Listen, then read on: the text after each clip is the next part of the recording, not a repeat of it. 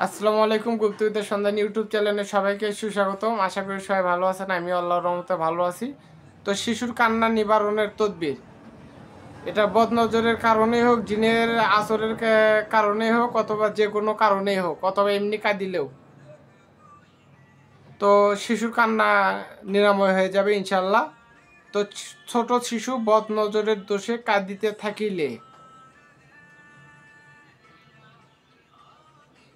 আয়তুল কুরসি 7 বার পড়িবে, প্রত্যেকবার পড়িয়া একটি সুতায় গিরা দিবে। এইরূপ 7টি গিরা দিবে ও সুতাটি শিশুর গলায় বাঁধিয়া দিবে। কান্না থামিয়া যাইবে ও বদনজর দুই হইবে। তো অবশ্যই সুতাটা লাল সুতা হইতে হবে। তো এই বিদ্যাগুলো গ্যারান্টি সহকারে কাজ করবে ইনশাল্লাহ।